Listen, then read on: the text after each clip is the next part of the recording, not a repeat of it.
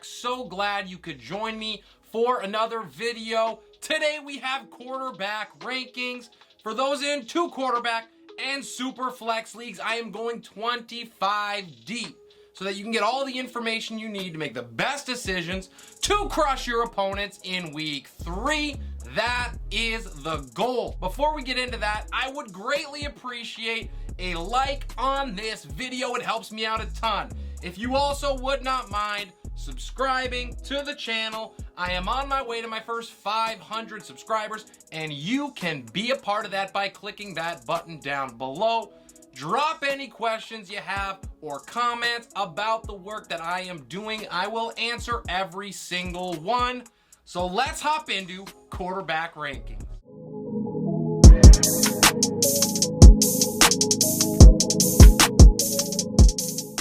Starting at the top of tier 1, it is Josh Allen. And let's be clear about this. The matchup with him does not matter. It is Josh Allen's world, and we are simply living in it. At 2, I have Lamar Jackson. He gets New England at home. He wants the big money, and he's going to continue to play like that. Third player on my list is Patrick Mahomes, traveling to Indianapolis. And the Colts are absolutely reeling right now, and Mahomes is rolling. So what do you think is going to happen? The 4th ranked player is Jalen Hurts. He travels to Washington. He had an awesome week against Minnesota on Monday night. He builds on that against a very subpar Washington Commanders squad. At the top of my 2nd tier, and at number 5, I have Justin Herbert against Jacksonville. This is assuming that he's probably 75% or better.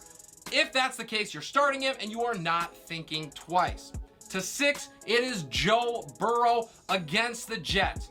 I know that the Bengals have been bad. Let's not panic just yet. If they lose to the Jets this week, then you are allowed to hit that panic button, but they won't. Cool Joe is going to rebound for real this time. To 7, it is Kyler Murray against the Rams, fresh off a superhero performance. I would love to see the magic that he showed a little bit earlier this week, and he's going to need to do that against a fearsome LA front. Matthew Stafford is at 8. He headlines tier number 3. I do not love the picks that he's been throwing through 2 weeks, but the Cardinals secondary isn't exactly imposing, so he should be fine and roll plenty. My 9th ranked player is Kirk Cousins against Detroit. I have no idea why I decided to trust him in prime time. It was a silly decision, and I get what I get because of it, but I have a feeling there is a ton of scoring in this game, so Captain Kirk is going to come back in a game that few are going to be watching. Go figure. To round out my top 10, it's Derek Carr against Tennessee. Both of these teams need this win, but Vegas has been closer against better competition. Carr will light up the Titans, who tried to say uncle about 100 times against Josh Allen on Monday night and were unable to do so. To start my 4th tier, at 11, it's Russell Wilson. He gets San Francisco. Now, I know that he probably does not deserve this ranking based on what we've seen from him so far, especially when you consider it's the San Francisco 49er defense. But I believe that Wilson still has it, and he's just taking us a little bit longer to show it. To 12, and the last quarterback one I have is Aaron Rodgers against Tampa Bay, and he's followed by Tom Brady at 13 in that game. I just cannot see a scenario where this is not Rodgers dueling Brady, and even though that is not either team's game, at least right now, it might have to be because both of these teams are really stout up front, so I like both of these guys in a semi-potential shootout. Tier 5, at least most of it, is a what has this world gone to tier. It starts with Jared Goff at 14 on the road against my Vikings. I simply do not get this, but if it is working right now, we are not going to question it.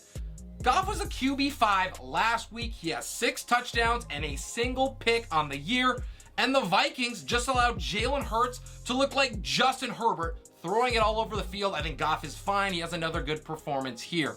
Carson Wentz is next at 15 against Philadelphia.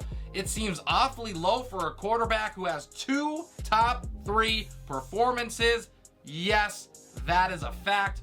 This is all the respect that he's getting from me, however. If you are starting him, though, in front of Wilson, Rodgers, or Brady, You are not crazy, you are just far braver than I am. My 16th ranked quarterback is Marcus Mariota traveling to Seattle. And the most impressive thing from him so far has been the production he has off of the stiff competition that he has faced. It does lighten up significantly here, and I do not see why he can't drop a third straight top 16 finish because of it. Seattle is also allowing almost 19 points a game to the position. Justin Fields is next at the 17 spot. He gets Houston. And if you are not wanting to roll the dice on him because he burned you last week, I completely understand it. But I am in on Fields, even with the perceived difficult matchup against a current top 10 quarterback defense. Houston is allowing massive points to running backs. We know that Fields uses his legs, and he's going to do it here to help buoy his production. In at number 18, fresh off of one of the most impressive performances that we have seen in recent memory, it is Tua Tagovailoa against the Bills. I would really love to put Tua higher on this list, but nobody allows fewer points per game to the position than the Bills, and they really have the pieces to give Miami fits. Tua, I believe, is going to be serviceable in this game, but the boom is not coming here. Dropping down a tier to 6, and at 19, I have Trevor Lawrence traveling to LA to take on the Chargers. He had a top 10 finish last week, so it gives us some hope coming into this tough matchup. Now, if Jacksonville wants a chance in this game, they're going to have to keep up with the Chargers. The only way to do that is through the air, and the connection with Christian Kirk is going to be tested really for the first time. I think that it does just enough to pay off this ranking. Rounding out my top 20 is Jameis Winston against Carolina. He is on the road. We probably get closer to the week 1 Jameis than the one in week 2 who just torched his own team, but I am not confident enough in that to move Winston up any higher than this. Carolina's defense is underrated, and they have so far this season smoked subpar quarterback competition. To 21 and starting the 7th tier, it is Ryan Tannehill against Vegas. This is a really good matchup here for Tannehill against a struggling Raiders secondary, so the upside is there. If Tannehill can shake off the torment that was the Bills game, he could certainly end up inside the top 15 when all is said and done. That being said, this could also just be a Derrick Henry monster game that simply needs to be managed. Jimmy Garoppolo is my 22nd ranked player. He gets Denver. He's not going to be special, but he's probably going to do enough to pay off this ranking. He averaged 16 points a game last year as a starter, and he would be happy to get there against Denver because they are a top 5 team against quarterbacks so far this year. My 23rd ranked quarterback at home against the Ravens is Mac Jones. And after what Tua just did to this Baltimore squad, I get the feeling that even Mac Jones can throw for 300 yards in this one. The Patriots probably won't be able to run it a whole lot, so he is going to have to at least try. At 24, my last QB2 on the list. Surprised to myself as well, but I have Geno Smith against Atlanta. This one is all about the matchup. The Falcons are allowing nearly 22 points a game to the position, and Geno did put up a top 15 performance in week 1. Rounding out the list, the last quarterback I have ranked is Matt Ryan against Kansas City. He's at 25. If Ryan does not turn this around soon, it's going to get even uglier in Indy than it already is. He has just 1 touchdown. He's got 4 picks to his name in 2022.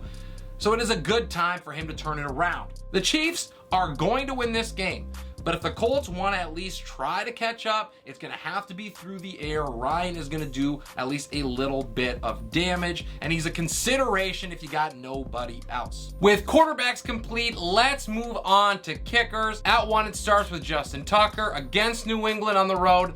Baltimore clearly has 0 issues moving the ball, and he is the best in the game, so this one is a layup. To 2, it is Tyler Bass against Miami. And at 3, I have Evan McPherson on the road against the Jets. I still believe the Bengals are going to get right in a big way here, so there's going to be plenty of kicking opportunities for McPherson. On to 4, it is Daniel Carlson, ex-Minnesota Viking against Tennessee. And I have Matt Gay traveling to Arizona at 5. Now, the Cardinals are still struggling big time on defense, And the Rams offense, it caught its stride a little bit against Atlanta, so I think he has a decent game in this one. At 6, I have Dustin Hopkins against the Jags. And moving on to 7, it's Jake Elliott facing Washington. Greg Joseph at home against Detroit is my 8th ranked kicker. And Younghoe Koo finds himself at 9 against Seattle. So far this year, the Falcons offense looks surprisingly not terrible. And I have no faith in Seattle whatsoever, even though they're at home. It could be close, but I think Atlanta is going to give Koo chances to produce. Rounding out the top 10, it is Ryan Succop against Green Bay. And I have Wil Lutz traveling to Carolina as my 11th ranked kicker. The last kicker that I have ranked for week number 3 is Austin Seibert traveling to Minnesota. I honestly think that either kicker is going to be a good call in this game, but Minnesota's offense is better, I hope, so I'm gonna lean with Greg the Leg. And that'll do it for the video today. Thank you guys so much for joining me for it.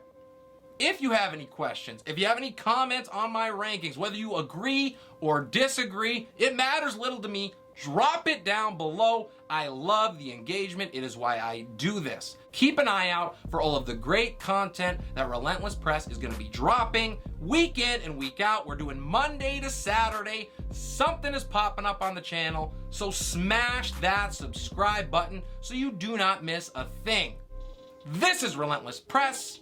I am your host, Abraham Opatz, and we will see you next time.